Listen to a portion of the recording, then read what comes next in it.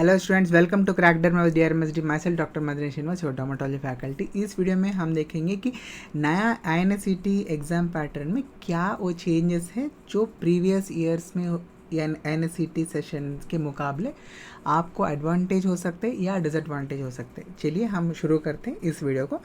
तो पहले देखेंगे कि पुराना वर्जन में जो है नंबर ऑफ़ क्वेश्चंस और टाइम दोनों ही सेम है। 200 MCQ से 180 मिनट्स है, पर ये डिफरेंस है नया पैटर्न में कि 45 मिनट्स के 4 ब्लॉक्स में डिवाइड किया जाएगा, जिसमें आपको 50 MCQs हर एक ब्लॉक में कवर करना होगा।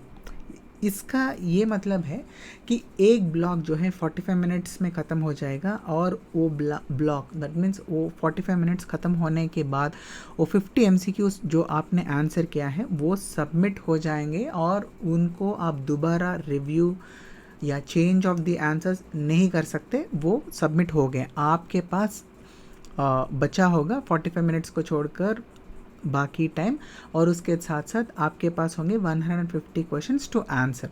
तो ये हुआ है पहला चीज़ जो आपको याद रखना है अबाउट द ब्लॉक सिस्टम, जो एग्जैक्टली USMLE एग्ज़ाम पैटर्न को मिमिक करना चाहता है INSET एग्ज़ाम।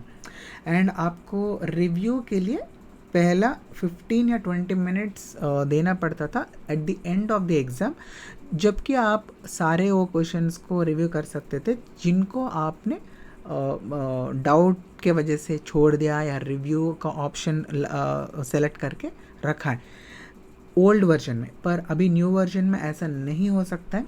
45 मिनट्स में एक ब्लॉक ख़त्म हो जाता है, 50 MCQ सबमिट हो जाते हैं। तो इसके वजह से आपको 5 मिनट रखना होगा हर एक ब्लॉक में।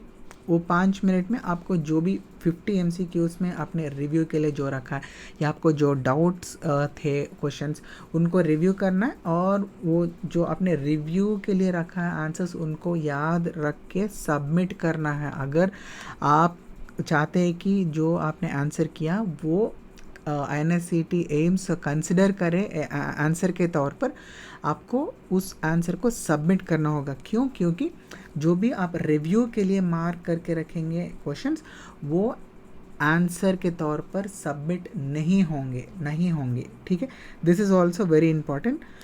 The reviewed the questions which are marked as review are not going to be considered as answered by you. They are not going to be submitted. Okay, this is very important. And जो combination of different patterns हुआ करता था वो अभी same वैसे ही hold करता है। Match the following, assertion reason, वो सब रैंडमली हर एक ब्लॉक में आ जाते हैं। ऐसे ही सोच रहे most likely they are going to be present everywhere in all the blocks. Okay, it's not like that कुछ स्टूडेंट्स ऐसे सोच रहे कि ब्लॉक 1 में जो है मल्टीपल चॉइस होंगे, ब्लॉक 2 में मैच द फॉलोइंग होगा, ब्लॉक 3 में assertion रीज़न होगा। नहीं, ऐसा नहीं होने वाला। Randomly they are going to keep all these different patterns in all the blocks. तो जैसे मैंने बोला, इसका वजह से एक डिसएडवांटेज ये है कि there is no chance to review the questions once the block is submitted. जैसे एक ब्लॉक सबमिट हो जाता है आपको चांस नहीं रहता कि आंसर को चेंज करने का, वो सबमिट हो गया है, ब्लॉक हो गया। इसका मतलब है 50 MCQs 40 मिनट्स, तो मोटा मोटा देखेंगे तो 40 से 50 सेकेंड आपको मिलेंगे एक एक क्वेश्चन को आंसर करने के लिए। इसका इंटेंशन ये हो सकता है कि देखिए, आप अगर एम्स में OPD में बैठेंगे और पेशेंट्स आपके पास आ रहे हैं कुछ सिम्टम्स के साथ, कुछ आपने एग्जामिनेशन किया और उसके बाद आपको एक डायग्नोसिस और ट्रीटमेंट मैनेजमेंट देना पड़ेगा। ऐसा नहीं कर सकते कि पेशेंट आपके पास आ गया और आपने बोला कि भाई साहब आप बाहर बैठो OPD के, और 2-3 घंटे के बाद आपको मैं बुलाऊंगा और आपका डायग्नोसिस जो है वो और उसके साथ साथ ट्रीटमेंट लिख के आपको भेज दूंगा। तो ऐसा नहीं हो सकता। तो शायद ये रियल वर्ल्ड सिनेरियो को मिमिक करने के लिए एग्जामिनेशन में ऐसे ब्लॉक्स को इंट्रोड्यूस किया गया है। मे बी USMLE भी इसी वजह से ब्लॉक्स को इंट्रोड्यूस किया है।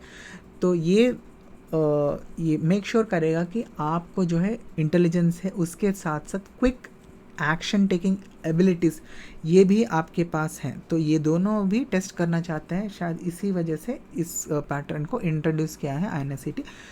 और ये भी हो सकता है कुछ रीज़न्स स्टूडेंट्स जो बोल रहे हैं या फैकल्टी जो बोल रहे हैं कि चीटिंग के चांसेस कम हो जाएंगे, उसके साथ साथ ये भी कुछ फैले जा रहे हैं कि हो सकता है कि एक ब्लॉक एम्स ने, एक ब्लॉक पीजीआई ने, एक ब्लॉक जिपमर, निमहांस ऐसा प्रिपेयर किया, या नहीं तो एक ब्लॉक में फर्स्ट ईयर का, सेकंड, थर्ड, फोर्थ ईयर्स के अलग अलग क्वेश्चंस होंगे। और कुछ स्टूडेंट्स तो ऐसे बोल रहे हैं कि क्यों गॉड, क्यों क्यों भगवान, क्यों मुझे क्यों होता है ऐसा हर बार, why are we becoming the guinea pigs of this experiment. तो ऐसे भी बोल रहे हैं, पर जो भी है याद रखना, आपको करना पड़ेगा manage whatever may be the exam pattern, ultimately it is you who have to give the examination. तो याद रखो, हर एक क्वेश्चन को 40 सेकेंड्स या 50 सेकेंड्स मैक्सिमम आपको मिलेगा टाइम।